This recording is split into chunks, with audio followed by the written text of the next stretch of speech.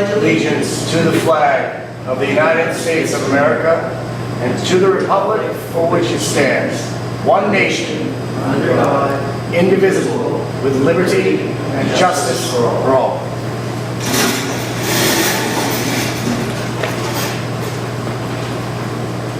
Okay, thank you all for coming this evening.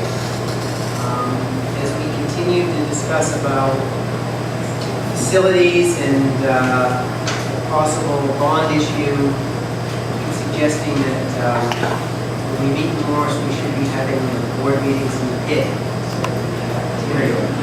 That hasn't happened yet. A couple of things I wanted to comment on. First thing is just wanted to mention and congratulate the Fields for Our Future group. It's a long road. That new turf field, that McCann field, looks beautiful. It was quite an opening day ceremony. It was my kids who were age 8 and 11, their first Morse football game, and given the amount of rain that we got, it might be their last.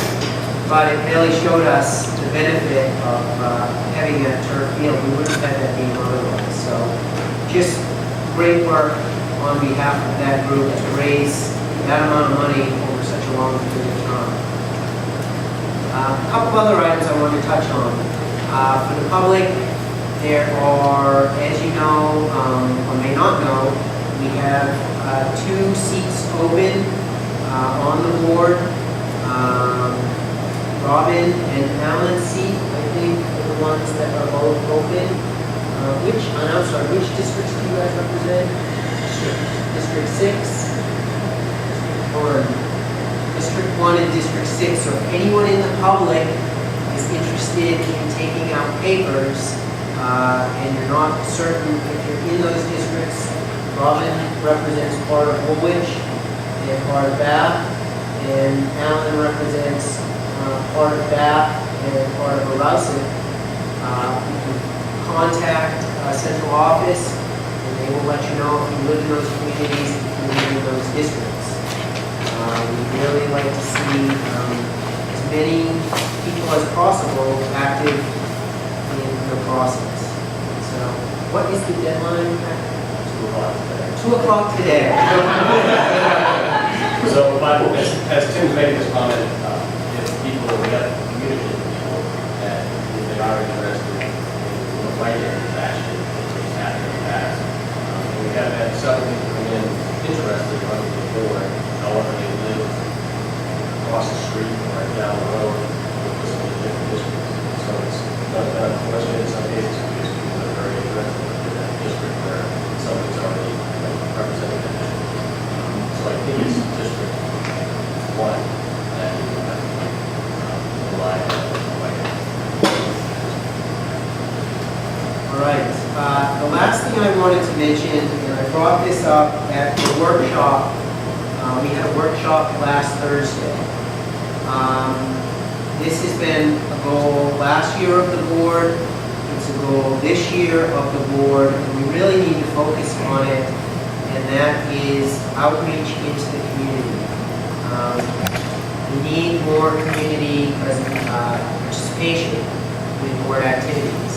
Not a lot of folks in the audience this evening. We have a lot of hot topics on the agenda, and as I said at the workshop on Thursday, which was a workshop for the board and the community to discuss the bond issue, which we will be voting on perhaps tonight, I can't do enough outreach to get the board here. We're not doing a good job. So it starts with the board, and I would ask all board members before you leave today that if email is not a good means of communication for you, you would rather that central office call you or send you something in the mail, please do that, because it's our job to get the information out to you so that you have it to be prepared for these meetings. And the public as well. Any of you who are watching this at home, if there's something that the board can be doing to do a better job of getting information out to you, let us know, because that is really going to be a big focus of ours this year. So we will move on to item 4.0, approve and amend the minutes of August 26th.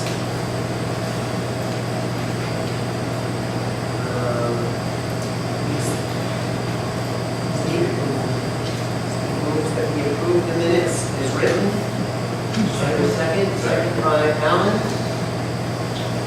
Take a minute to look these over.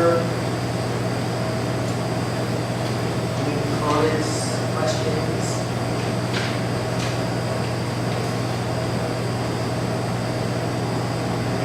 I had one comment. Under the section of the Facilities Finance Committee report, at that last meeting, we had discussed some very specific numbers, and I didn't find that those numbers were really represented, although the minutes for that part of the discussion are over a page long. My experience tells me that because this is such a heated issue that we may want to have as much detail as possible in that. So I would ask maybe if we table this, then I can work with Vita to get more detail about some of the specifics that we discussed, so that if we ever have to refer back to these minutes, that they're still responsible. Thoughts from the rest of the board? That's a good thought, Mr. Chairman. I'm going to move to chair. There is a motion on the floor to approve. Is there any other discussion? All those in favor of approving the minutes, please raise your hand. All those opposed? I see some abstention. All right, I would make a motion to table the approval of these minutes until the next meeting. Second by Bill. Any further discussion? All those in favor of the motion to table the minutes, raise your hand. None opposed?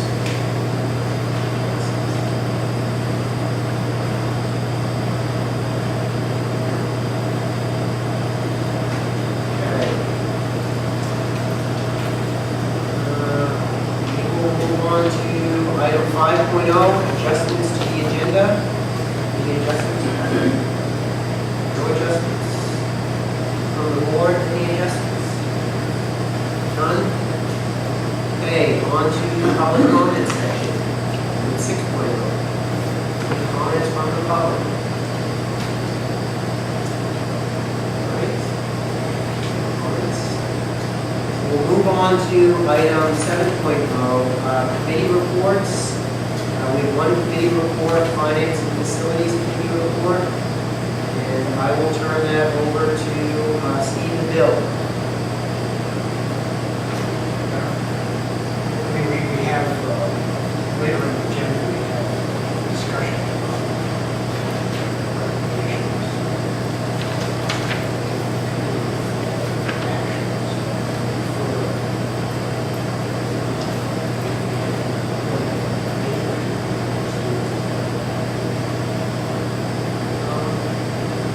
Maybe if you just want to give the board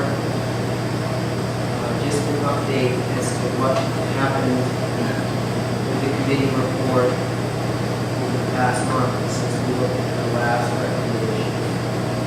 That was kind of set the table for the discussion about the whole. Facilities is kind of great. Facilities will list in terms of original recommended list of projects. And facilities work with finance to whittle that list down to its current form, which is considerably less and fewer items than when we first started. Then we turn it over to finance because then it's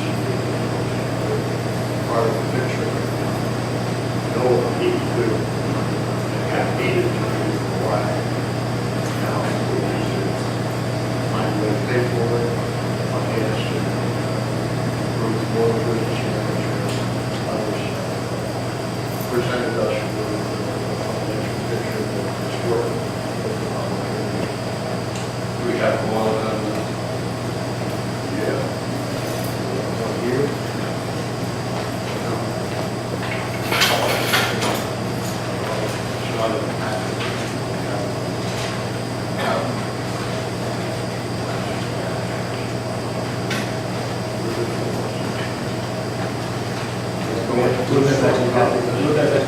He has the wish.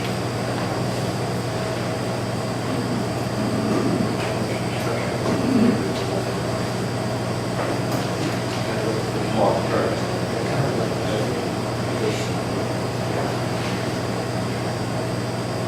And we have to agree. Yes.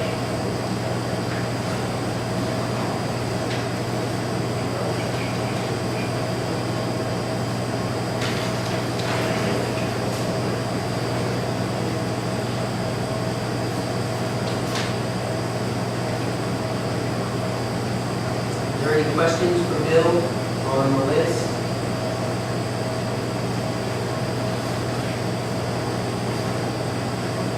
Anything else you wanted to add? Not really, just discussion.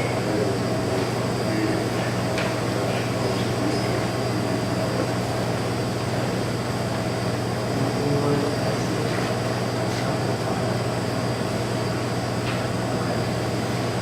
All right, we will move on to item 8.0, superintendent's report. Turn it over to Patrick. I'm not sure that all of you have had a chance to meet Jay Peterson, who's in trouble here, the high school principal in Boston. I already know that we did extensive research last year, with Jason on board, basically in line with his project, we started, done a really solid job, staff, client, wonderful, and just done it all. I'm not going to keep it all late, hopefully, to meet some of you. Thank you.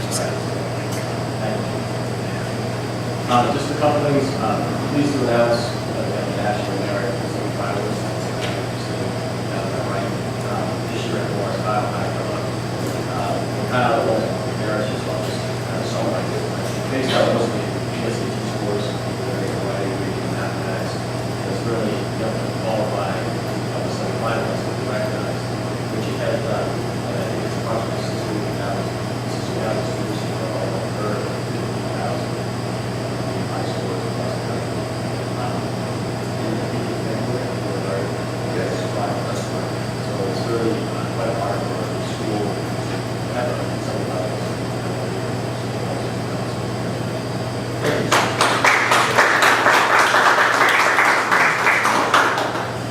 Lori Sawyer, teacher at West Bath, was chosen as the top records. He was the teacher of the year. Really was a nice focused article on American English for second grade students. Fifth grade teacher at Amber Snell. We remember last year, she came and she talked about some of the students writing off the hall. And she, with that work, she made writing for the real level of education about this. So October 17th. Talking about the collaborative style of writing, and she did the reviews, and also that display of the school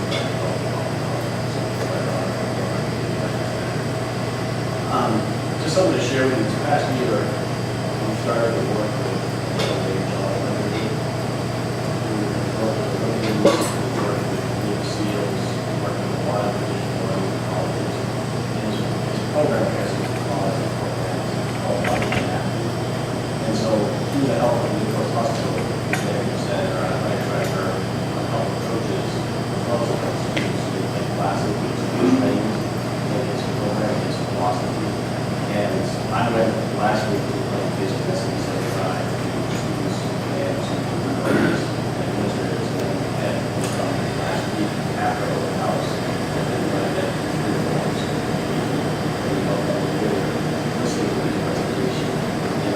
Read the presentation, and summarized this about anything from nutrition to the effect of alcohol, to technology, athletes, to this training, to the right nutrition.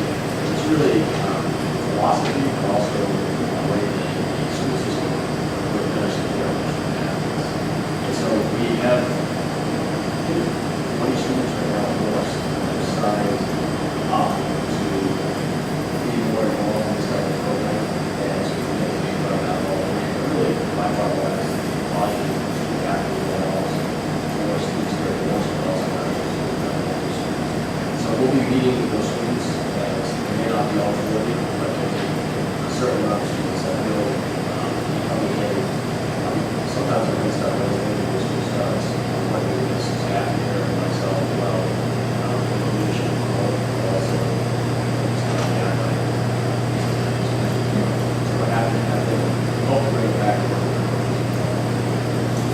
Just in general, so we start the school year, like, this is the past years. And additional programs for the schools that we're it's a positive start. Just my last thing is just enrollment. Right now, 2,156 students, which is 4 students.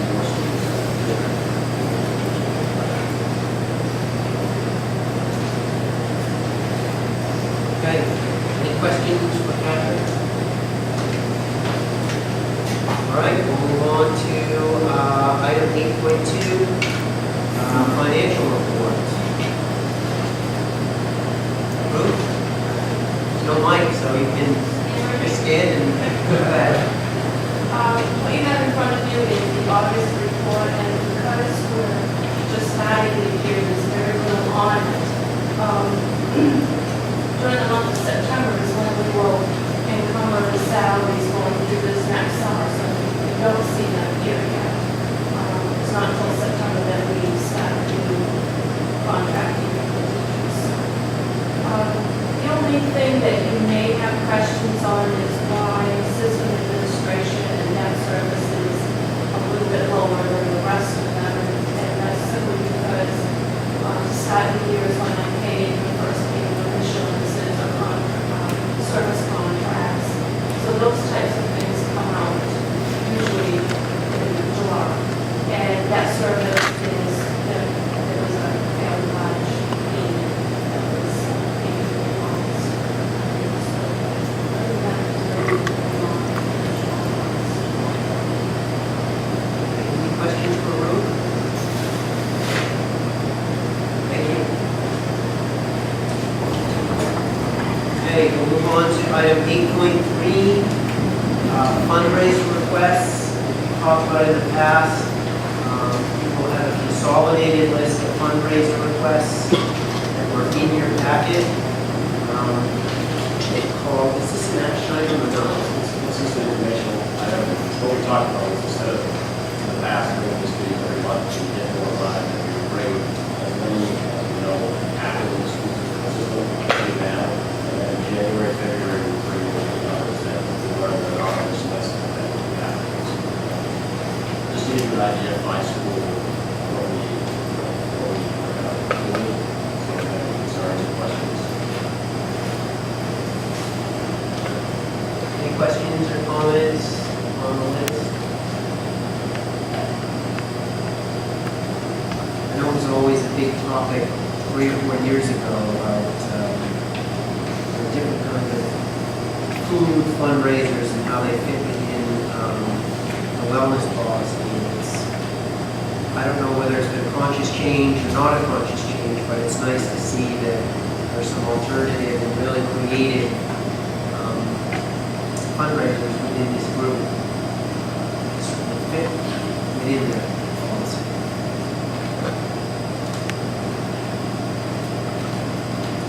Okay, we will move on to old business. Item 9.1, review of 2013-2014 board goals. You have before you a draft that we had discussed in our goals worksheet, workshop, and this was a list that I generated based on that discussion. It was just a draft. I was hoping to sort of narrow this list down. Patrick had given me some really good feedback, and I asked that be put on the goal sheet. And frankly, as we discussed within the workshop, all of these things that we wanted to accomplish, the things we wanted to do, we didn't quite state them in the context of a goal. And so when Patrick looked at the list, and I don't want to speak for you, but he did a much better job of organizing our thoughts and rephrasing them in a way that spoke more towards goals with outcomes. So you've seen this was in your packet. I'm going to leave it for discussion on how we're going to proceed from here. But I'd like to sort of move ahead with a list of goals tonight.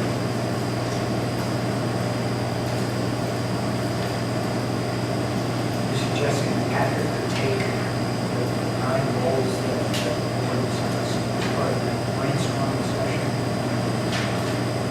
Rewrite them.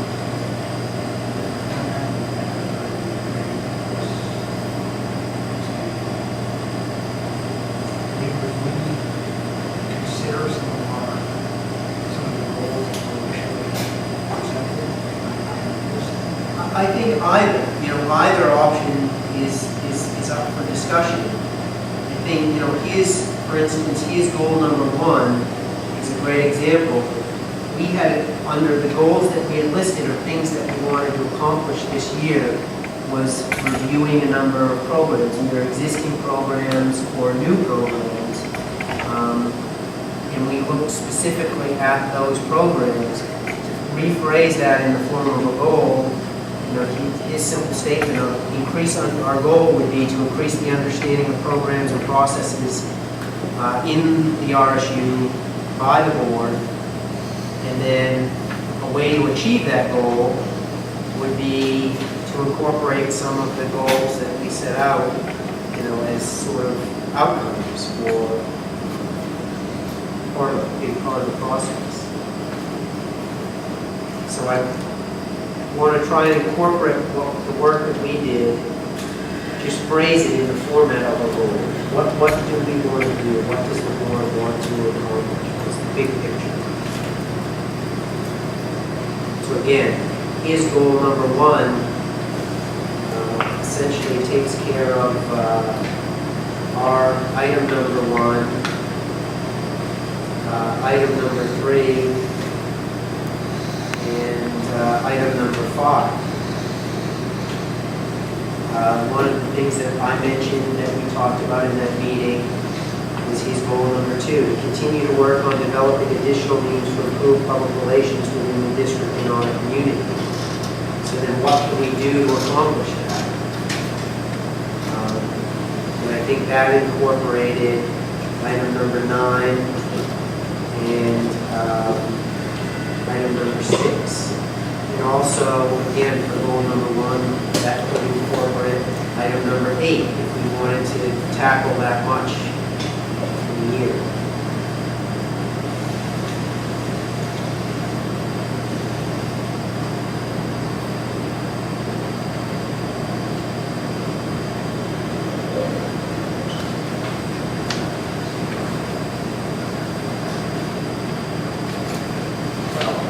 The list is comprehensive. I think in my note to Patrick, it was ambitious. It is ambitious.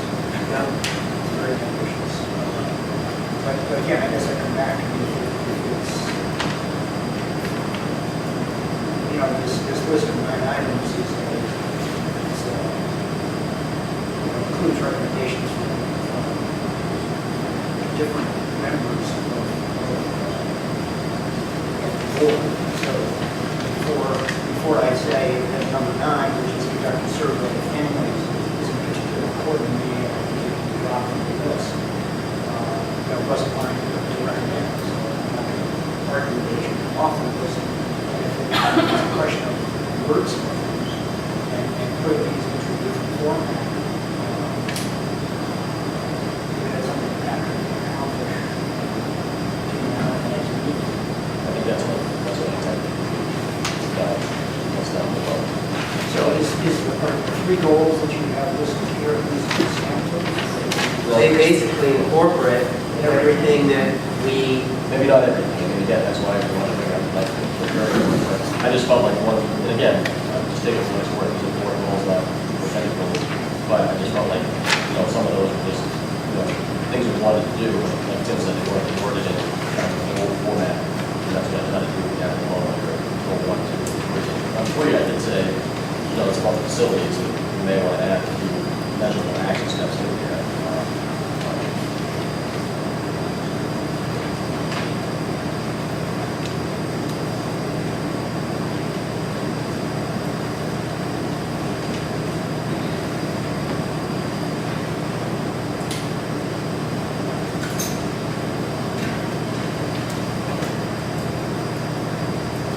With respect to hours, the one that we generated, I tend to sort of simplify these goals and use a kind of single catch phrase for them. For instance, pre-K evaluation, that's pre-K, staff evaluation, Morse schedule, special ed review, public relations, capital improvement, and food services. That's a pretty healthy list of 7. I don't see how you consolidate that very much. You're distinctly right. Well, I think that, as he's done with goal number 1, if you look at how many of the goals that we talked about have something to do with educating the board about a certain program or process within the district, while these are, specific actions, ultimately the goal of the board is to become more knowledgeable or to better understand programs and processes in the RSU. And I think that's a great goal to have. As a board, you want to better understand how the district works and really get a sense of, the different programs. We talked about food service, we talked about special ed. So if Patrick feels that of the items that we listed here, if he feels that we can get sufficient input on all of those programs, we could probably include all of those numbers under that goal of increasing our awareness. If that's a little too ambitious, or we want to be more thorough about one or another, then we might want to eliminate some of those programs. So that would be under goal number 1. Goal number 2, this goal to improve public relations. Within our list, we really had, 2 items. Now, Patrick rephrased the survey to also include, or some other method of collecting information, which might address, some concerns that Steve had. But those are 2 action items that we can take over the course of the year to achieve that goal of better public relations. So let's start with the first goal, and that goal, as Patrick phrased it, to increase the board's understanding of programs and processes in RSU1. I'll start with you. Do you feel that this list of programs or processes that we talked about is doable, or do you feel that it would be beneficial to you if the board were to eliminate some of these? I think the ones that we're leaving out is food service and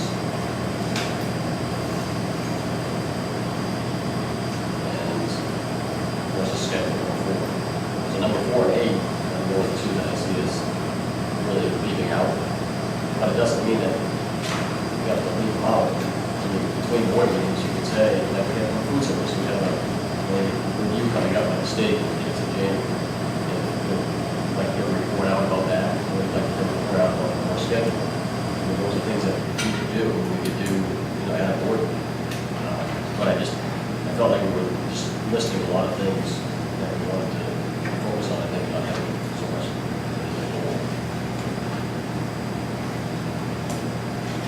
So then, people feel strongly about food service and the Morse schedule. Maybe we could add that as a subheading under goal number 1. So for this year, we'll focus on those 3. Getting an assessment of new programs, a follow-up on the staff evaluation process, and get a comprehensive understanding of special ed. And then maybe also add just getting a report back on the outcome of the food service report that's done district-wide, and some feedback on schedule. Does that make sense? All right. Well, I think we want to include pre-K. That comes up in new program. You grouped it the whole set. Yeah, because we added Goal some one, number one. pre-K So it's a new program. Pre-K. And the program. Right. Right. But it will be the thorough program by program evaluation that someone had suggested. It'll just be an assessment of the new additions.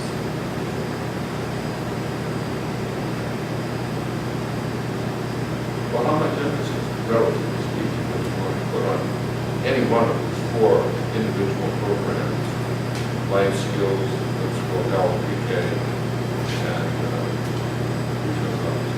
I think in general, I mean, the way that this is structured, and again, I'm assuming that at one meeting towards the end of the year, we just get a single report that would address all of those.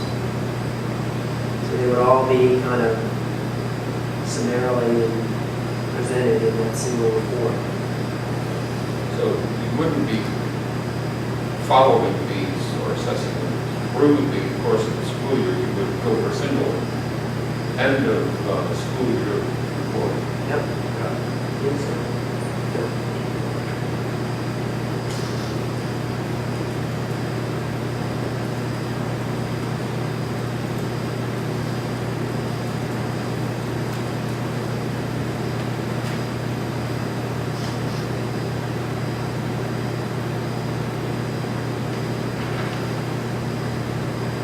Patrick's suggestions consolidate a great deal on just about everything that we had spelled out in the 9 that came out of our discussion.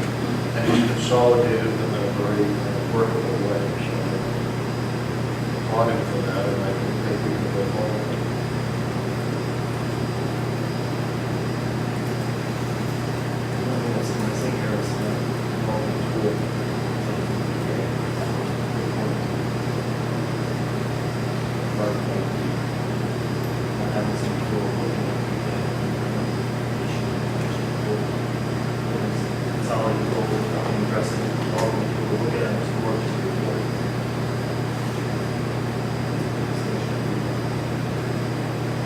Well, of course, that's what I was advocating, have an ongoing review of pre-K, because we're expanding, therefore we're spending more money, more time, and incorporating more resources into it. But in this consolidated one, which I like, that's not going to be that. Will that still happen? Will it be that kind of? Well, it's just one of several, rather than being specific. But they're talking about just a report, not having any tools with that. Our goal number 2 is what Kyle's referring to, and it really isn't handled in Patrick's materials. It should be added. So I think that, again, if you want to make the creation of that tool a goal, there's 2 ways to handle it.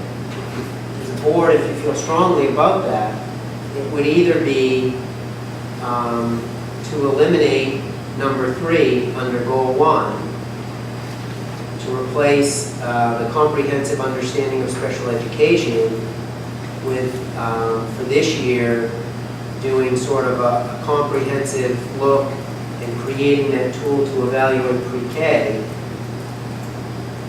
Or we could make the creation of that tool another goal. I want to make sure that it's manageable for the district, because we have a goal for the district, but it's requiring, the administration to do the legwork to make that happen.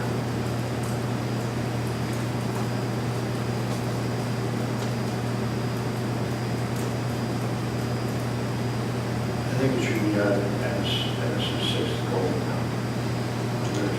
Suggestions from Patrick. I think it is very different than simply taking a look at one specific program. We're looking to evaluate what we're doing in a series of programs that exist in various locations here in the district, and want to see which models are working best, what is recommended by the various staffs in those programs. They're different than the first grades, the second grades. You know what I'm saying? Right. Yeah. So then goal 4 would be to develop by the end of the year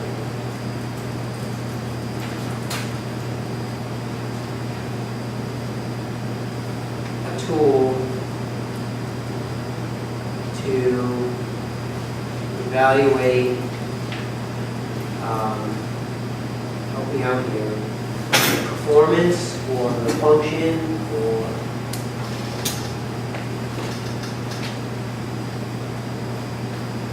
of our individual programs that serve pre-K.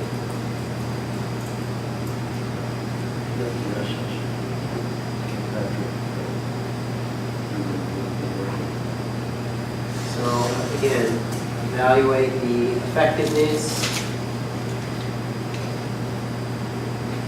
and performance. And then under that goal, some of the action steps would be basically build the tool, apply the tool,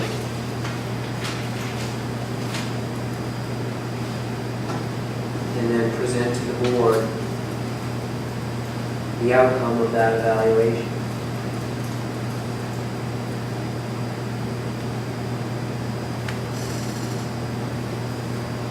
This specifically for pre-K. Yeah, right. Right. New effort on the part of the system, the state of the program. Does that make sense? Yes, I think so.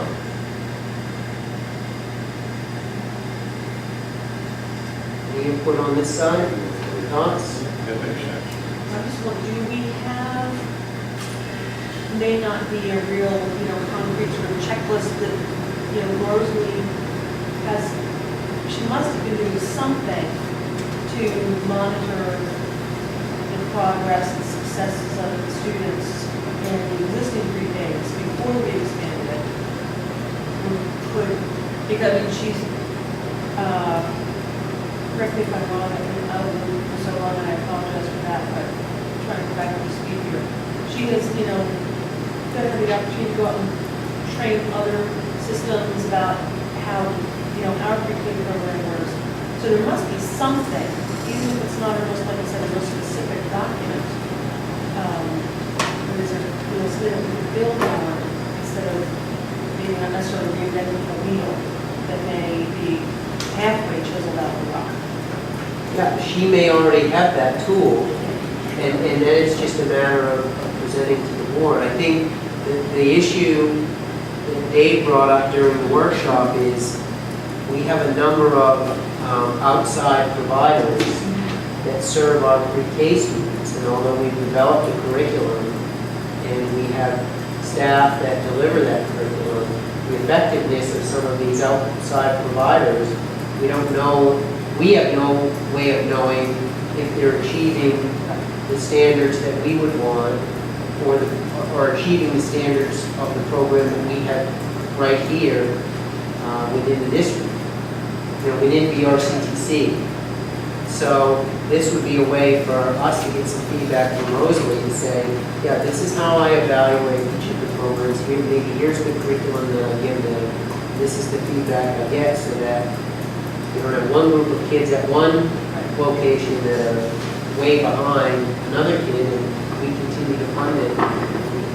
So I think that was Dave's concern, that on top of the fact that we dedicated an awful lot of resources towards pre-K the past few years, we'd really like to have an understanding of, Absolutely. is it effective fly, you know, with every subcontractor, so to speak. I've addressed this issue specifically with Russell. And she assures me that she has the data obtained, collected, and presented on demand, more or less.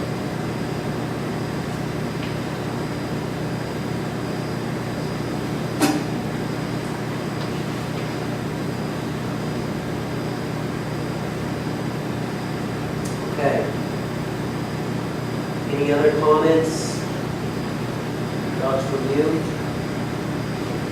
Okay, then my recommendation, based on what you've said, is we go with Patrick's suggestion for goal number 1 in his format. We go with Patrick's suggestion for goal number 2 in the format. We don't really have any action steps for goal number 3, other than what we're doing with the current bond issue.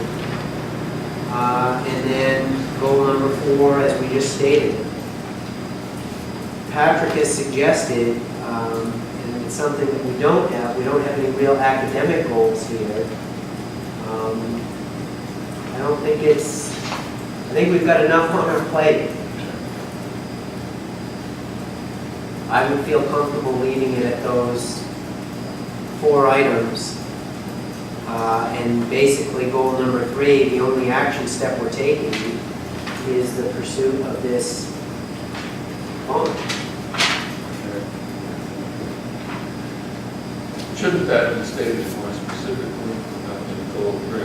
I'm open to any language.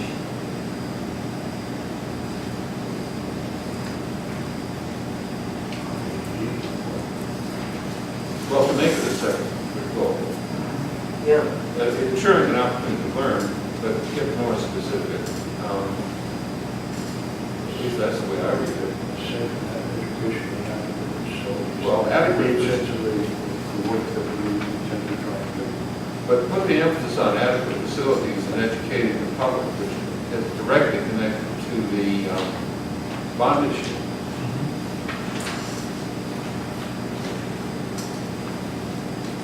So the action steps would be, articulating how do we achieve that goal. Right. Exactly. So what are the steps that we're going to take to achieve that goal? Well, what you're already doing is engaging the community to the extent possible, either through media, direct meetings with the public, publication of circulars, or other printed material. In other words, kind of market for us to get proof at a referendum vote in November. So it's a short-term goal, but it seems to me that we're fairly aggressive. Okay, so that's one step. I also want to add on to that one. I read in the minutes, I think Mr. August had commented that something that we could consider doing is getting some feedback specifically from students within the schools about some of the limitations and even benefits of the facilities. And I'd really like to see the student body involved in that and seeing their direct input and their direct feedback in terms of what's working facility-wise and what isn't. I think it's an excellent idea, and I think that is probably one of the most effective tools you can do to sell the bond issue. Right. After all, they're the users. So number 2 would be to gain student input on the bond proposal.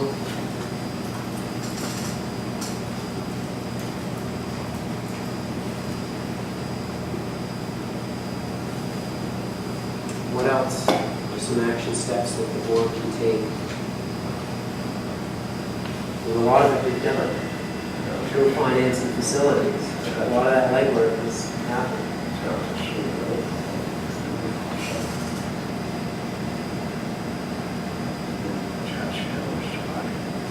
Marketing. And a lot of that marketing really falls under goal number 2, which is to continue to work on developing additional means to improve public relations within the district and our community. Exactly. That's okay.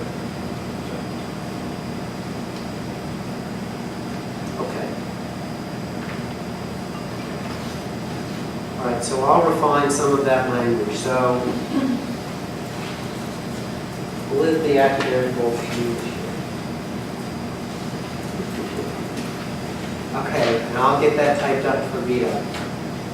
So we feel comfortable with those four? Just not a formal vote, but all those in favor of those four goals for this year?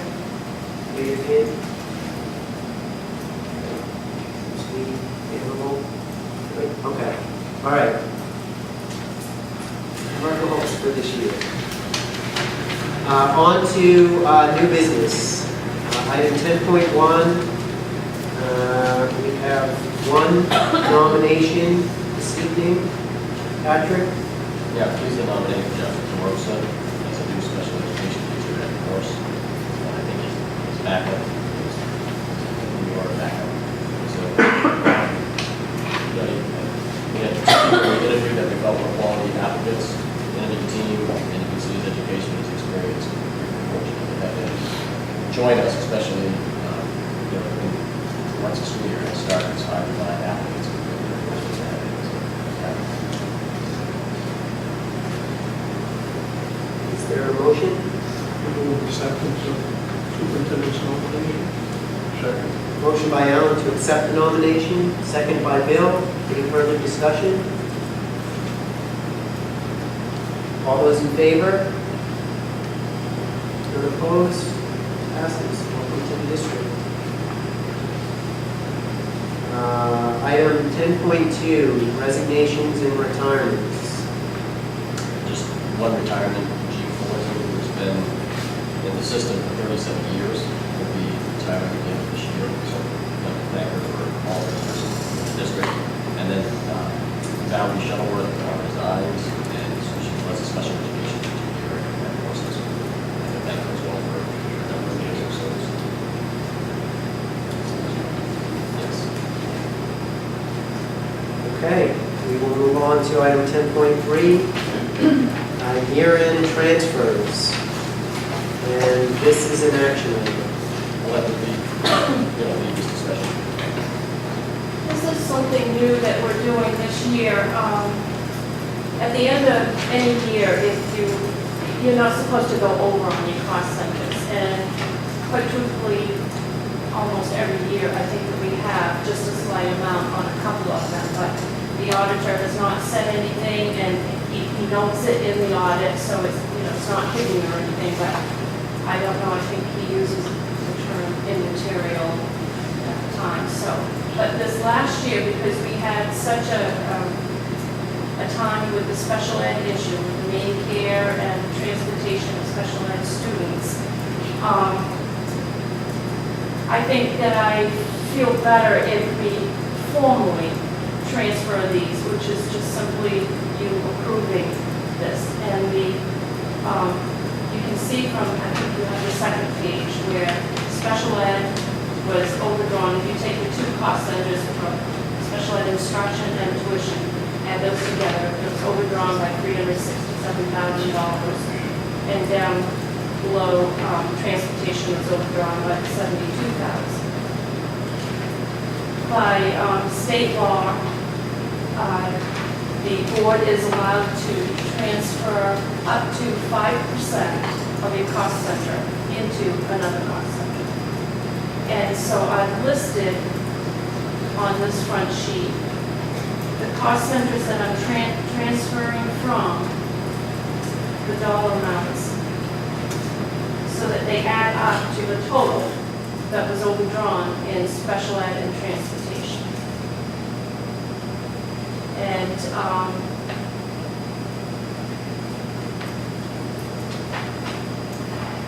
you don't have it there, but the 5% that I'm allowed to transfer on each cost center is well above what we're actually transferring. So we have the room to do that on each one of these cost centers.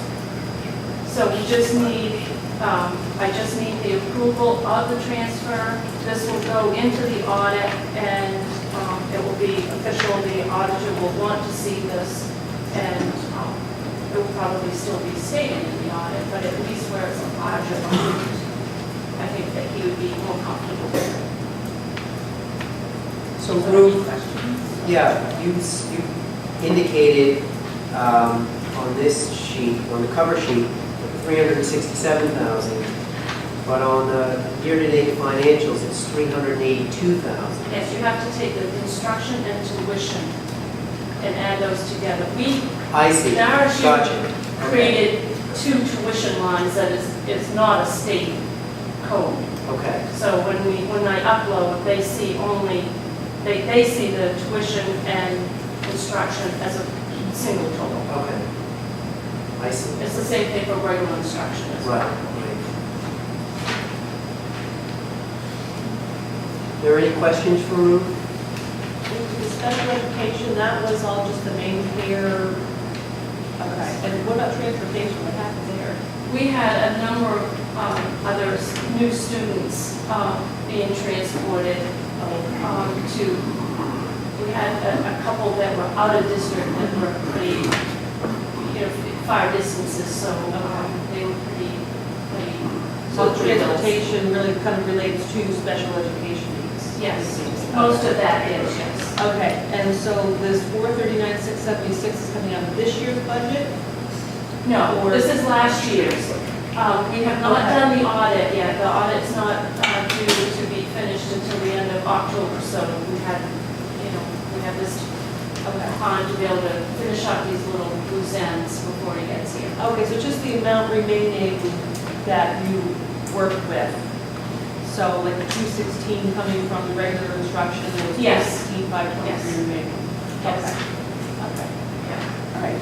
And I don't think that I ever did say, on the second page, we ended up until the audit is finished, and then maybe elementary too, hopefully not, but $211,000. It's scary when you getting down that close. About half of what we normally see. And that's in light of it. And that 211, the 211,000 is after these transfers? These transfers don't affect any balance. Oh, okay. It's just between lines, Okay. just to cover one deficit with what we have left in another line. I wish I could go back to high school and take this with math because I am just completely challenged when it comes to this kind of stuff. Okay, very good. So in any given year, we can transfer like 1.25 million around to the, what we budget. The state law says 5% of the cost center, each cost center. Right, so that can still, that's what. So you have to look at each cost center to be able to, Yeah, I did. okay, of the total, Yeah. yeah. So it can come from any part, it doesn't have to come from one, to cover one, it can come from pieces of one. No, we wouldn't have had it coming from one. I We just- had to take it from bits Just and wanted to make pieces. sure I understood. Yeah, yeah. I can read you, Oh, no, Yeah, I just wanted to. yeah. What was your estimate on fund balance from last year? We were hoping between 400,000 and 500,000 is what we would take into the new year, but didn't happen.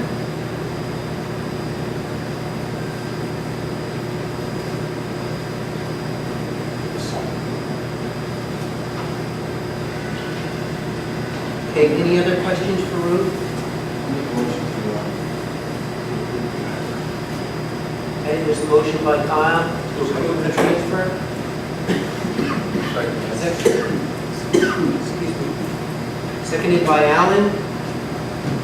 Any further discussion? All those in favor? Those opposed, that passes. Thank you.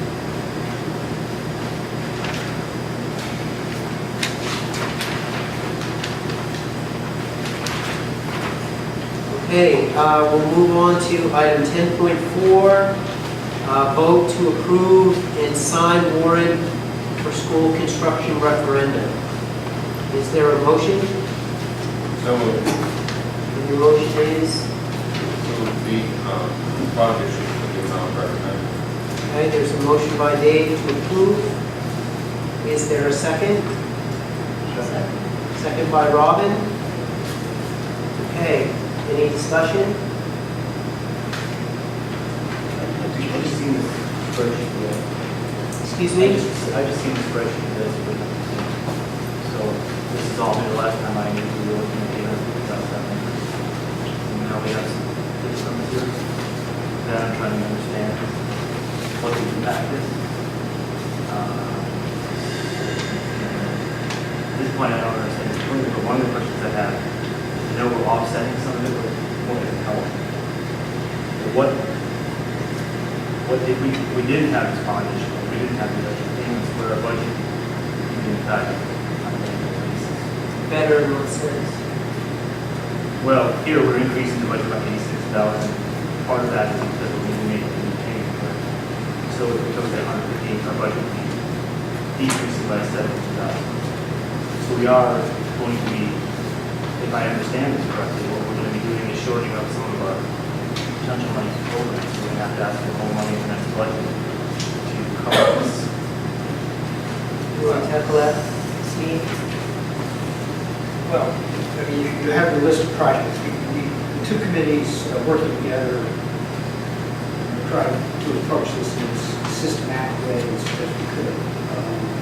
We worked from a list of projects initially presented going back several months and came up with what we thought were a fairly discrete list, limited list of projects necessary to maintain a learning environment, to improve the safety in our schools, and to address those items that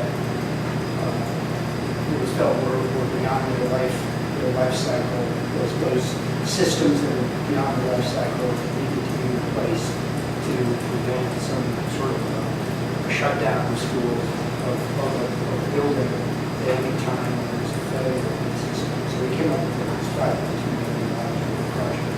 We looked at several financing scenarios. I think the reference, I'm not sure, but I think the reference here would go back to perhaps was an earlier scenario. Who's the last board meeting? Well, we moved a lot between the last board. I know that's what I'm saying. A lot of movement hasn't presented the whole board. Well, the information was there. We had open meetings during the course of the last month. The finance and facilities committee met 2 or 3 times. There's exchange of emails, which I hope was directed at the entire board. The scenario that we're presenting here is $5.2 million over a 10-year term. What we did was look at the current debt service that the district's carrying, which is about $2.5 million. And we wanted to minimize the impact on taxpayers. I guess that's what I'm getting at. We're not really minimizing impact because we'd be normally receiving a decrease in indebtedness. But you're not essentially minimizing the impact is that what we're proposing will hopefully not add to the load that the taxpayers are paying. By the natural course of business, our budget would go down. Yeah, if we fire teachers, No, we wouldn't have to fire them. I mean, there are many ways to lower the cost of Why the would we district. have to fire teachers? This right here says our debt service increases, that keeps going down. Wouldn't that affect our budget each year? Or would not? I'm trying to understand the number, that's what I'm trying to get at. Yes, I mean, as we retire debt, we would lower our debt payment, our debt service, our debt payment. So at those points in time, our budget could be cheaper, and our taxpayers. That's what I said, there's any number of ways to lower our budget. We could reduce staff. But I'm not talking about this, I'm being very specific about this. Reduce any number of things. I'm not talking about doing all those, I'm talking specifically about this. I know we can cut staff, but we're talking about, we're saying that we're offsetting stuff, but we're really not. We are maintaining a constant debt service payment. Right, but our taxpayers. Could I finish my comment? We're maintaining a constant debt service payment through the term of the bond. So, Right, what I'm trying to say is we're keep indebting the district at the same level. I wouldn't phrase it. That's on there. And at this point, instead of receiving a decrease in that stuff, we're still taxing. Like I said, there's any number of ways for us to control it.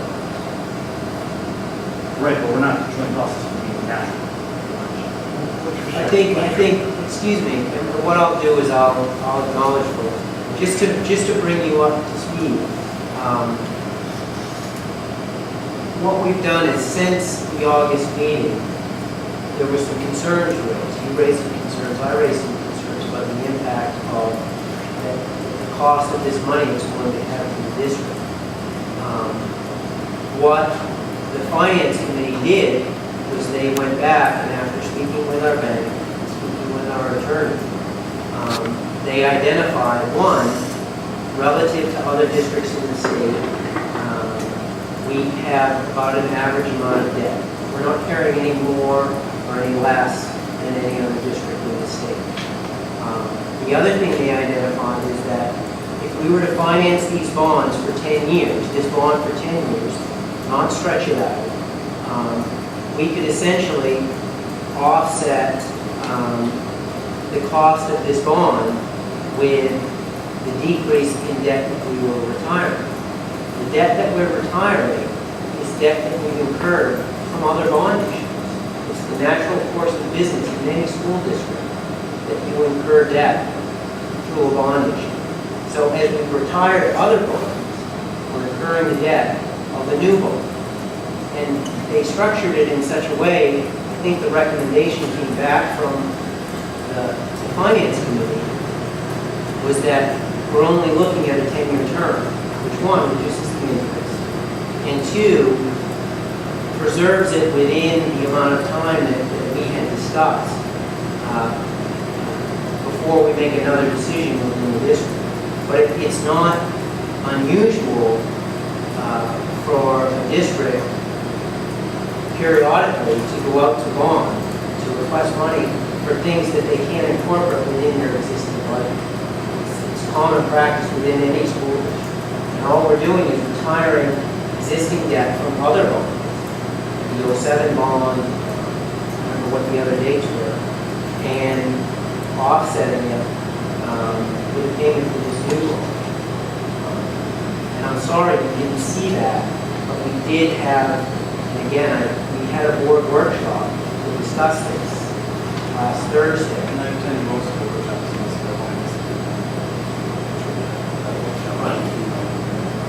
unfortunately. So I haven't really had time to understand this next question. Sure. So I'm really uncomfortable having this up right now. That's a big issue. And I do have some other issues about what is on that list, whether or not it's valid. I know it's maybe something here, and it's a little small, so it's not a big deal, but I'm concerned about it.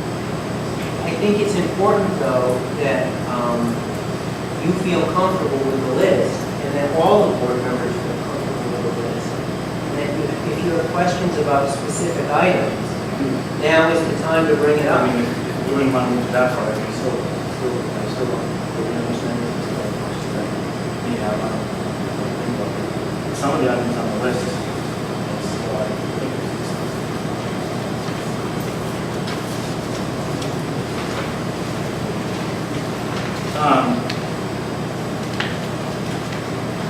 for instance, some of the stuff like security financing. I know it'd be nice to do some of those things, but I haven't seen in those efforts presentations any data there that would say that we're spending this money and getting us the interest, what it would be for us. Furniture, I know that we're cutting that from our budget on a yearly basis, but instead of putting this in a bond and what we're paying interest on, I think what we should probably do as a board is be a little bit smarter about not cutting everyone. Instead of being forced to put it into something comfortable that I wouldn't pay for it. setting and condition. You know, it's one thing if it's a boiler, it's a roof, it's another thing when it's furniture. It's not an issue. The other issue, you know, the science lab upgrades.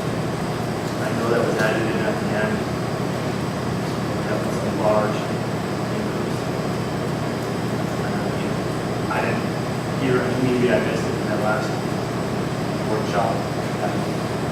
You know, where the date is that it's going to shut down. I mean, I know that there's safety issues as far as electrical, that's what we're talking about, that's about the whole place. That's what we're going to getting rid of those kind of things. Those are like 2 or 3 items that are on this list. And the other point is, I know we originally started this with a $9 million Band-Aid chop. And part of the chop was to only replace like some of things. What makes me nervous is we're going to take this bond, and what happens if we're wrong, we have to do another $1.2 million. I'm sure we will have to see that in the next 4 years, 5 years. So why don't we, I'd like to have other board members respond to Kyle's concerns about some of these items. Bill, I know that you were a proponent of the front entrance. Would you speak to the rationale for keeping that on the list? What was that? Could you speak to the rationale to Kyle about keeping the front entrances? The front entrance, yes. Well, it was a real key issue for me from way back when we met with the principals, when we were meeting with the last year, if you recall. I asked each principal if they were comfortable with the security of their building. And in today's world, God bless us, what's happening all over the place. I thought we should take action on that issue. And the initial estimates and the initial work that Dave said was necessary to make them as ironclad as we could was considerably more than this.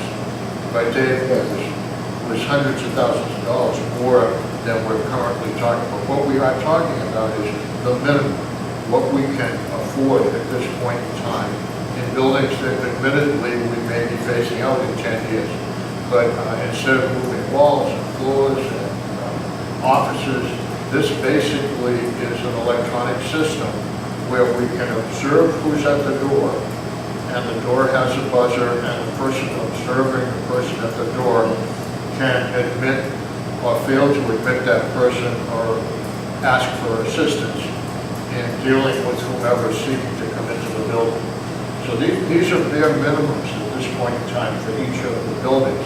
They're not elaborate to the point that we probably would like to. You know, kind of like when you're home, you like that $1,200 refrigerator, but you get the $700. And that's kind of the analogy that I would use with the secure front entrances. We're not buying a Cadillac, but we're getting a workable Ford Escort at each of our buildings. Is that a fair analysis, Dave? Sure. Yeah. Okay? But these are not elaborate. This is the bare minimum to get us through. Dave, can you tell us a little bit about the upgrades in the science labs, what that would entail? Sure, a lot of that came Could you stand about. up, please? A lot of that came about from the NEOS report. And I can pull that up. Let me see this. Earlier.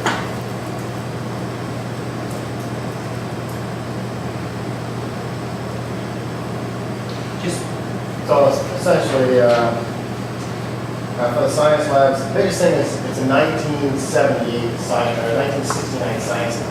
It hasn't been updated since '69. That was a huge hit on EOS, is that our science labs were extremely outdated.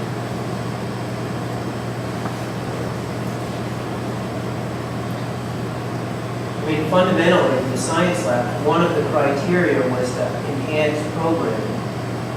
And one of the items that was brought up in the NEAS report.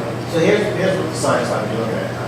Overall chemistry lab, that which looked at as a chemistry lab, that's 1969 lab. The 2 vent hoods in the back were updated in the last bond. All the plumbing fixtures are from the 60s. There's no parts and pieces. We cannibalize one to fix the other. The sinks are so worn and clogged, you can't get anything down. We're constantly roto-rooting. Electric power upgrade, we have a 200 amp service right below the science lab. That was put in for charging stations a couple years back. We're going to bring that power straight up through. One of the biggest problems we've got is we only run like 3 hot plates. We have 22 kids in the science lab at one time, each needing a hot plate. It's kind of hard to hold experiments with only 3 kids at a time to do it. Or 6 kids, 2 kids to a day. The chemical closet ventilation doesn't meet code. You have to put a bigger motor on there to get the CFMs up to exhaust any chemical residue in the closet. That's a requirement. The wall installation between rooms 142 and 146. That's an accordion style wall, and you can hear everything that's going on in that classroom from this classroom. And the rooms are oriented, because of that wall, that's oriented this way instead of the long way. So by reorienting the room and putting the wall between them, we'll have the classroom section in front and the lab in the back. That's how it should have been originally, making the room more usable. Lab equipment, furniture, lab tables, all that stuff is from the 60s. And a lot of it's not operational. Duct tape on the legs of the science tables. It's old, it needs updating. And the last item on there is abatement. A lot of those counters have asbestos in them. So to remove them, you have to have Would you say there was a significant safety issue involved here, science lab? with the electrical and the plumbing, yes. Everything else is accreditation. Absolutely. I think the science lab is no brainer.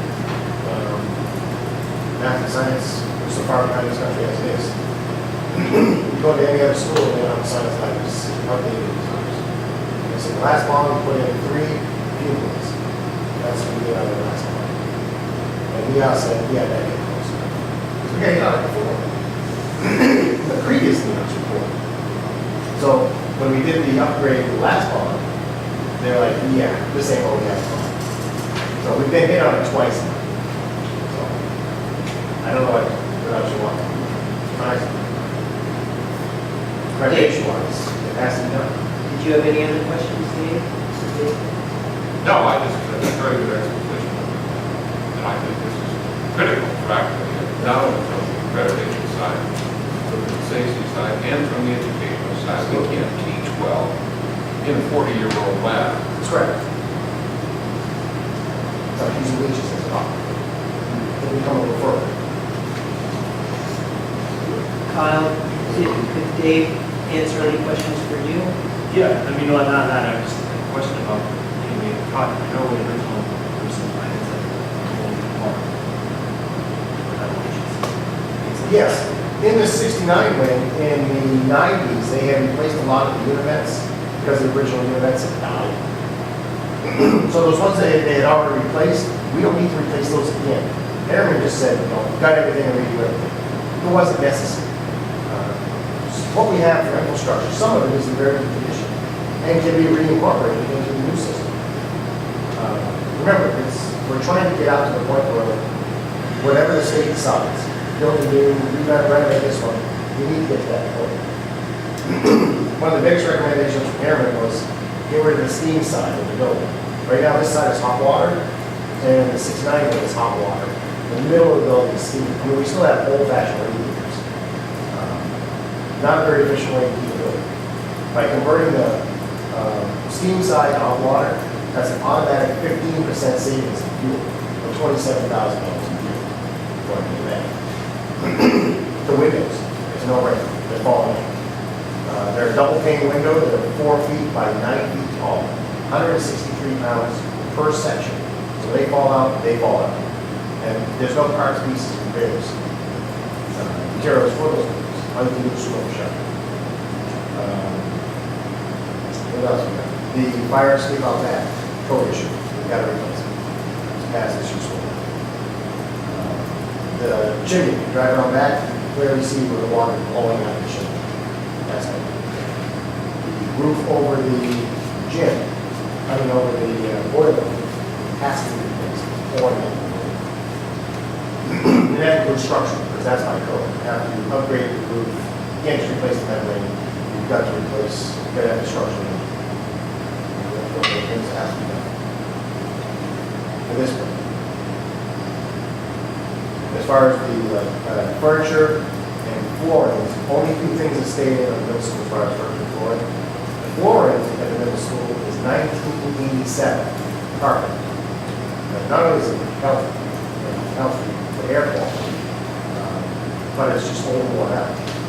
I've got carpet here in this building that's old and worn out. We're going to take it down and try to get the site. The middle school's not going anywhere. That's why the two committees left those two items in. The furniture in the middle school is early added to decks. A lot of it's used furniture from Woolwich. When Woolwich was done with that used school, after moving out, and moving over there. They got a lot of furniture at the middle school. And it was old, worn out furniture then. They need some furniture. And it's been cut from the budget. I've been here 7 years, and it's been cut every single year. Sooner or later, you gotta put some furniture back in these schools. It doesn't last forever. But we only focus that on the school, because that school's not going away. That school's gonna be here for a long time. Okay. I'd like to turn this back over to the board. Kyle, do you have additional questions? About those items? Do you have additional questions about the finance? Well, I do, and I'm just trying to grasp what impact it's had. I can't imagine that's zero. What, I mean, it will be possibly a zero gain, but our district as a whole will be reducing that as we go. So not zero is a fraction, just not really. It's still there, and to me, I must see that doesn't matter. As I said, as a district, and you can check with Ruth on this, and we've talked about this at finance committee meetings, this district is not carrying an extensive amount of debt.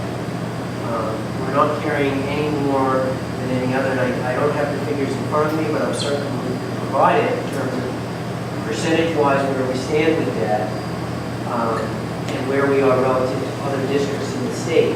So the thought of being a district with zero debt, while it's appealing, I don't think is realistic. I think you always have to carry some, and I think the advantage of this financing structure, at least to me, was from a budgetary standpoint, the impact is this bond has almost a zero impact on our budget.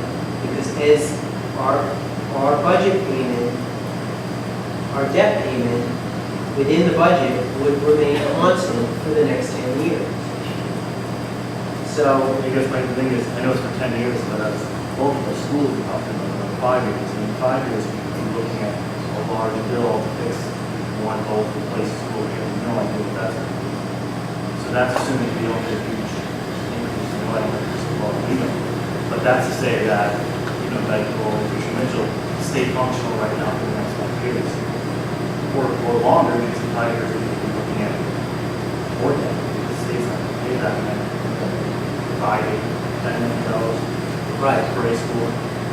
But So I think we'll be in a lot worse situation than we are now. I think that's So why we kind of only, that. if you look at the breakdown of this particular bond, we're only looking at dedicating less than $1,833,000 towards the elementary schools. No, I'm just saying overall, the district, what you were saying, is fine, but that's assuming we don't carry, there's no other debt. But I think that just is not necessarily the case because we had elementary school admission. So our debt level is going to raise up. Steve, go ahead. I understand what you're saying. I don't know how we get beyond the fact that these are necessary investments now. I mean, if we have a list of projects that investment rewards knowledge and foresight are capable of getting Morse ahead of potentially losing accreditation from Morse, that there are safety issues, there are regulatory concerns, we are not meeting building code concerns, that there are large systems that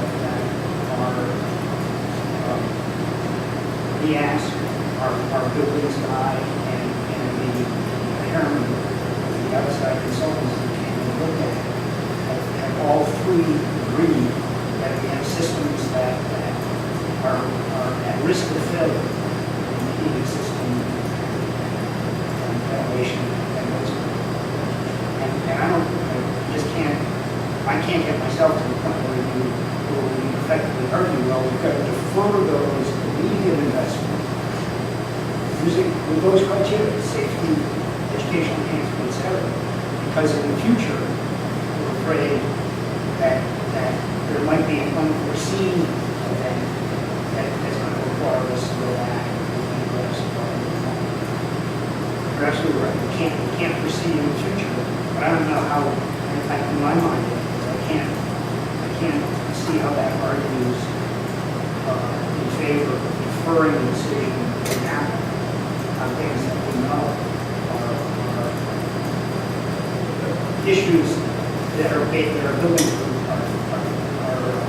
presented by the buildings that place us at risk. The first question I have is, one, are we guaranteeing that these repairs are going to guarantee our accreditation? So we'll spend this money and then during that Well, there could be other issues, I suppose, but the science-based issues addressed. Okay, hold on, just one at a time. Okay, so you've asked the question, Patrick, would you like to, based on what I you know I know? can guarantee it, we'll have to do that 184. Most of these items, not most, but the most crucial things in that report are being addressed by this project.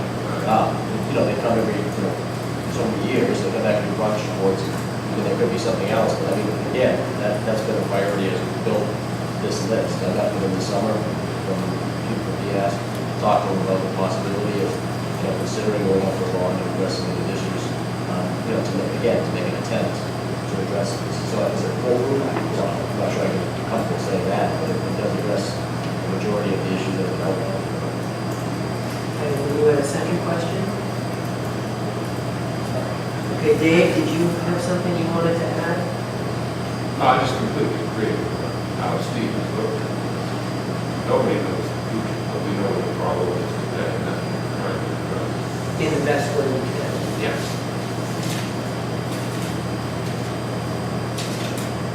What was the feedback on the existing Christian Morse movement? Not necessarily sure that we're against this, but the speed that it's going, some of the questions I had, I don't understand. Without feedback from maybe it's peers. There's been too much work to do. Maybe not. Not having a number of that feedback, having done feedback. Support, yes, Friday, we met with representatives of Pittsburgh, Woolwich, Grass, and Russell.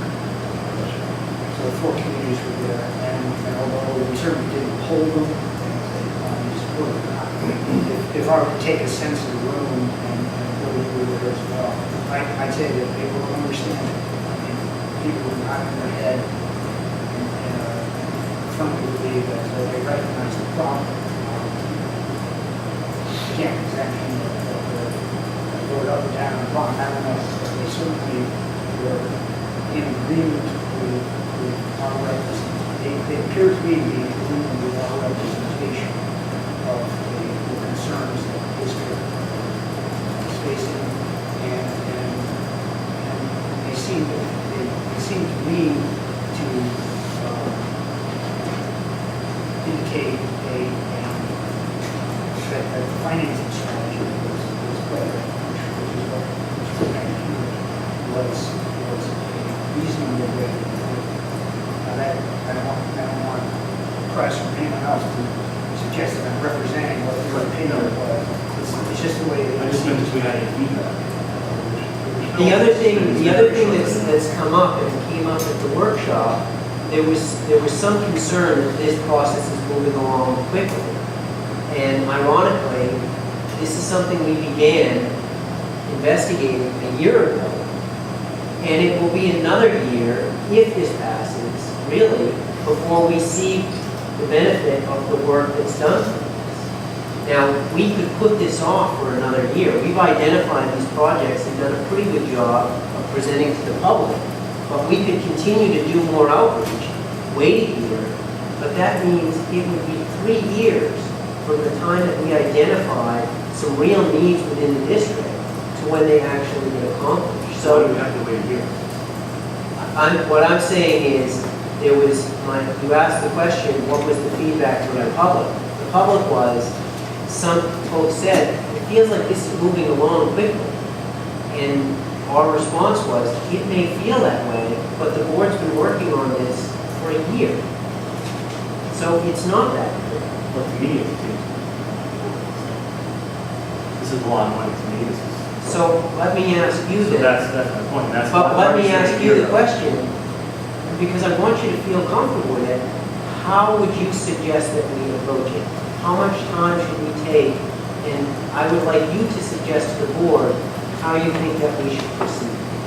Well, I'd like to take a look at, making sure, one, that making these cuts when we went to 95, or the problems in the 20, that we're actually going to reach true. This, I know this list of games is trimmed down and changed. So really, this final list is only going to be firmed up in front of us for maybe 3 days or something. It's not that long to evaluate whether or not this is the right thing. And the second is just to look at, what we may do.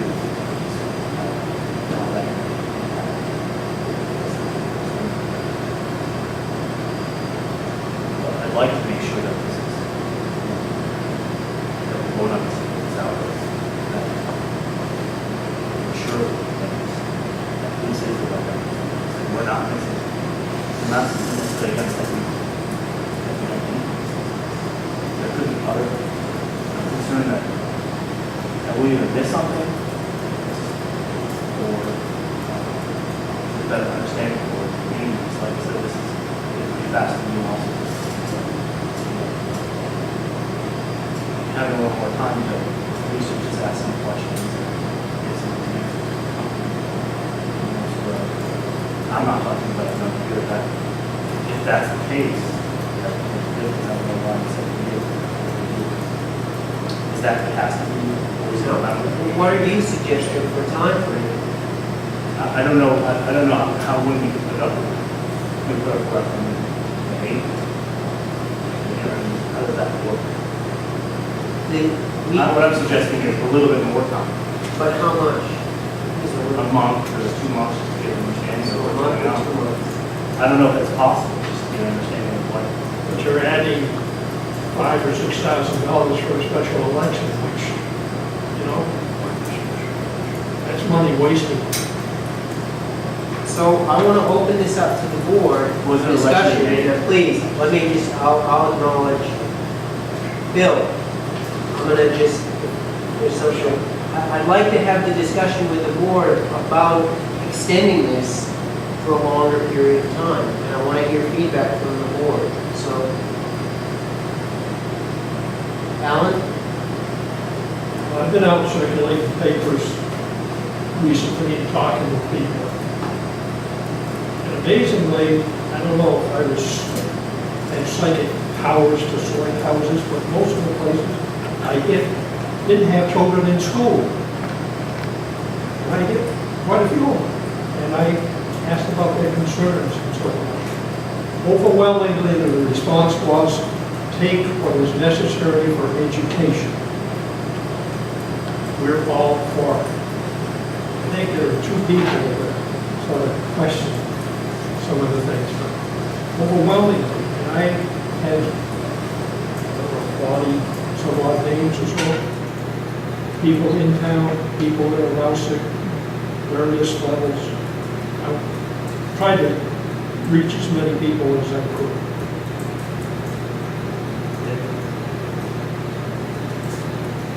Being in the buildings and seeing when you have little kids around, buckets in the middle of the hallway to collect water, that's not a safe situation. And you see this every time you've had enough rain this year to to see that more than once. I think these things, we worked on this for a year. We've cut it, if anything, we probably cut it too much. But certainly, there's nothing on this list that I can't support. And I think kicking it down the line any further is doing harm to our students. And I don't want to be the one that says, would we have to close the building because of the failure? Frankly, we realize that. We did realize it. Now's the time to do something. If the public doesn't want it, that's their decision. I think it's our job to say, look, we've done our homework, here it is. Either you're for it or against it. And they have to live with it instead of us. Bill, what were your thoughts on this?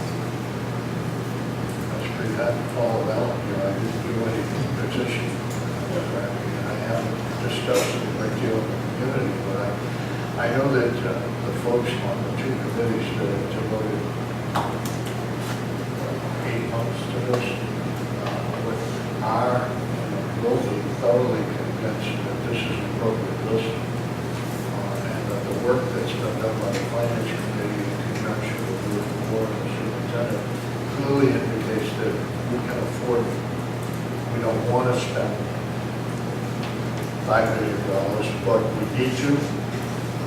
We can structure it in a way so that it doesn't have a dramatic impact on the taxpayers of our communities, and we need to do it. We've talked so much about it in committee, bringing it here tonight, I know that you've been left behind, and I appreciate that. I hope we've brought you up to speed on a lot of the things that are ongoing. Steve? I don't know what more to say, except I would just, I think, I'm correct saying this, I mean, we're not voting on, we have a discrete list of projects in front of us that totals $5 million.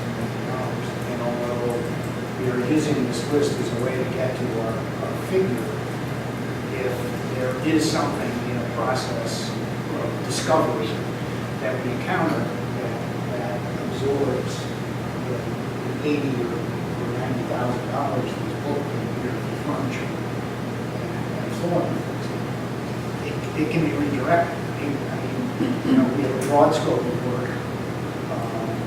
We haven't had engineering studies done. We've developed specific studies done on we have had an engineering study done, but not specific studies. These numbers assigned to each project are reasonably soft, based on inheritance numbers, not on the contractors. And if there's movement on the list, there's movement on the list.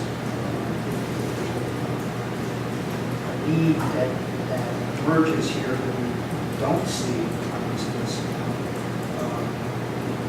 it can be addressed, for sure. It can be addressed. But I do think for now, we have a set of projects here totaling $5.2 million that are critical to the district at this point in time. We're at a point, I think Tim and David said this a number of times, we're at a point where we are experiencing the result of 10, 15 years worth of neglect or lack of investment on the part of the board in our facilities. And we've got to catch up. And it is a little. Robin? First, let me speak as a parent, because I have 3 older children.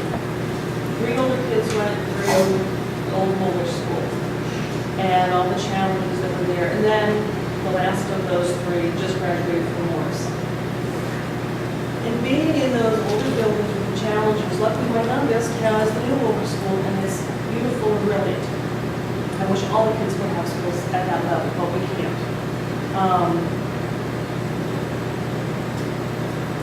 for the kids to learn. I mean, this isn't anything that's, it's necessarily going to touch them in a specific way, but it will enhance their education because it will be safer.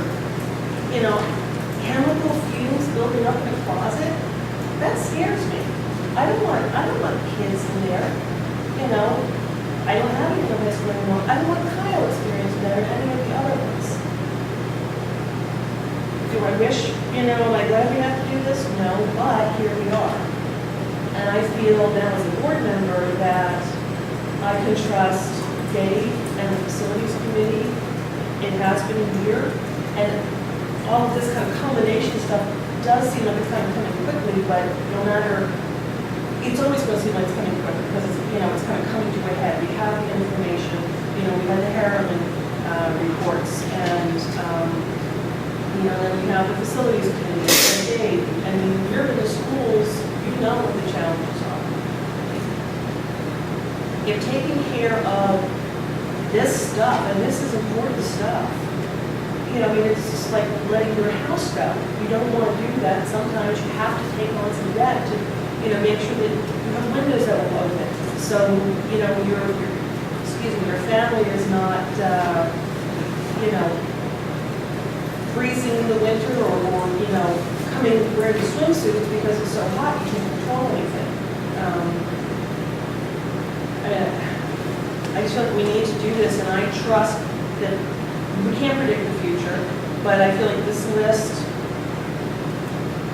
these are necessary things. So I'll agree with Alan, there's nothing on here that I can endorse.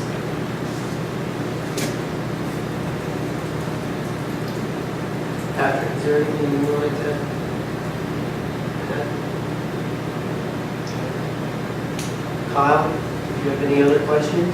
I think my biggest concern is not was on the system having because you should have saved for it's kind of skewed that way a little bit. Probably projection. Part of my thing is that I got this data pretty quickly.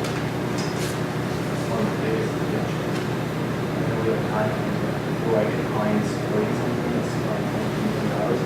I like to be comfortable. And give me the data the day I'm going to make a vote is up.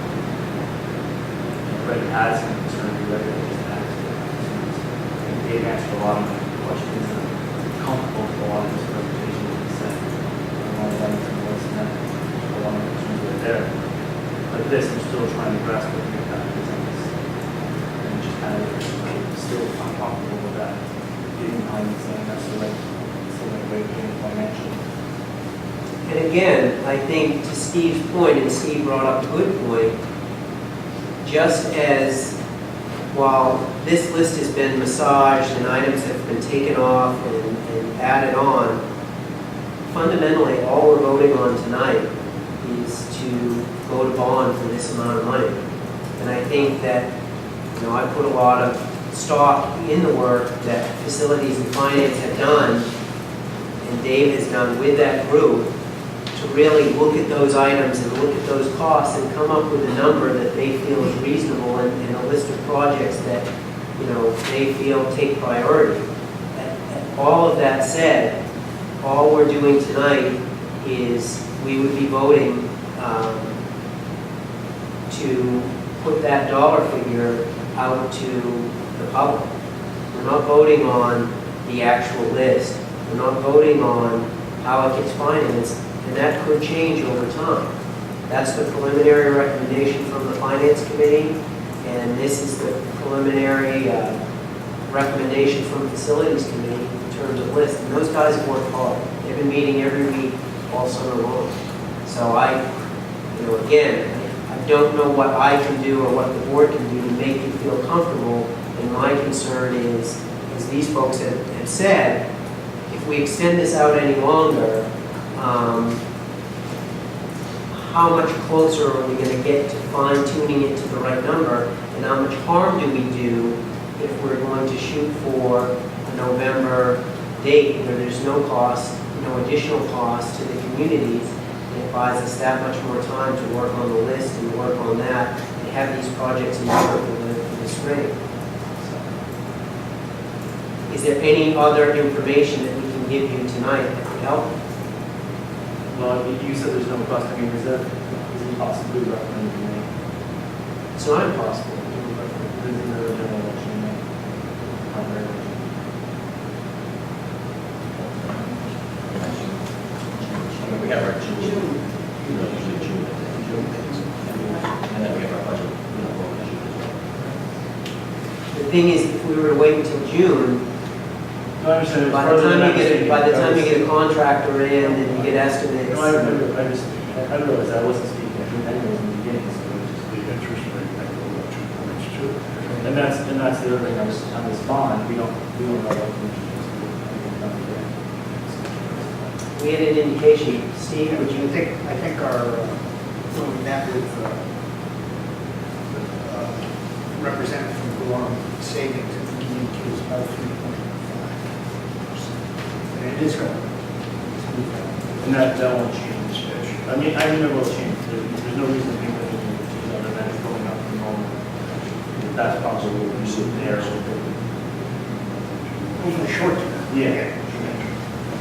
He seemed to think that if we were to go out, that there would be enough. We have a motion and a second. There is, and in fact, Dave, if you would mind rephrasing the motion in the context as it is written there. I move that the board sign warrants in the form presented at this meeting will direct the member municipalities to place a referendum question for a 5.2 million bond issue before the voters at the election on November 5, 2013. Okay, so Dave made the motion, Alan had seconded it. Is there any further discussion? Okay, so there's a motion on the table. All those in favor of the motion, raise your hand. Opposed? Okay, the motion passes.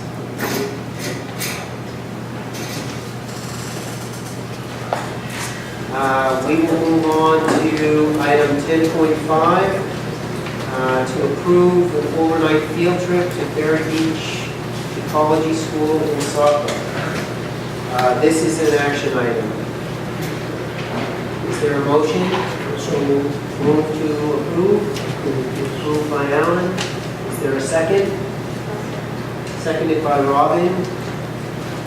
Any? I was a little unclear as to how this finance, just like clarification of that. Sure. Patrick, can you clarify how this is being funded? Yeah, it's something about numbers is the cost, 1,500, 1,650. We have in our middle school budget for transportation.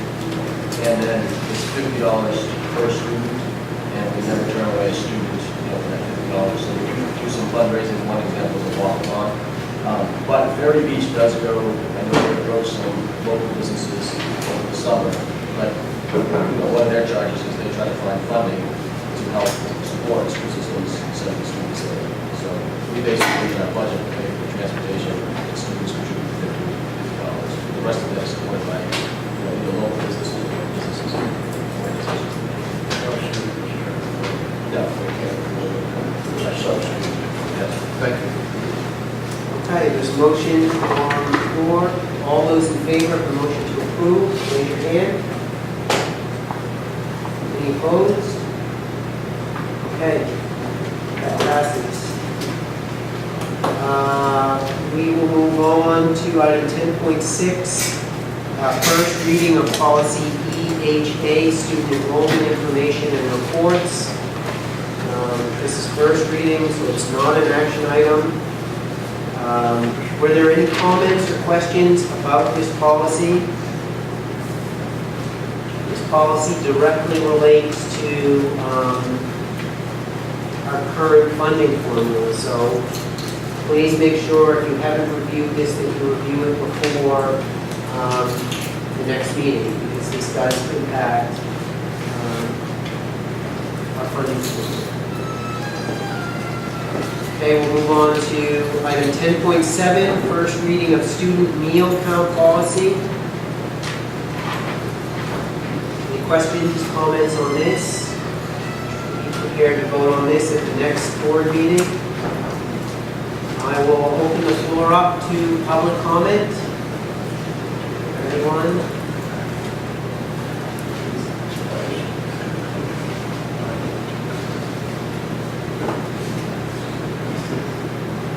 Okay. We'll set the next meeting date and location then. Item 12.1, next regular board meeting is scheduled for the 28th of October to be held in the pit. Oh, no, excuse me. At BMS. Are there any conflicts for anyone on that date?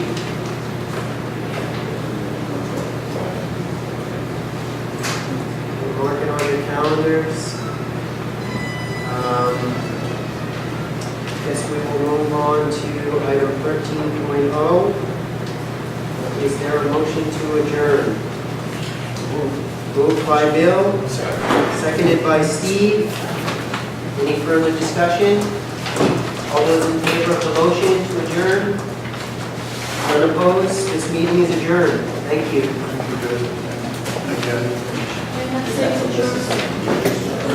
Oh yeah, please, everyone stay. All board members, please stay.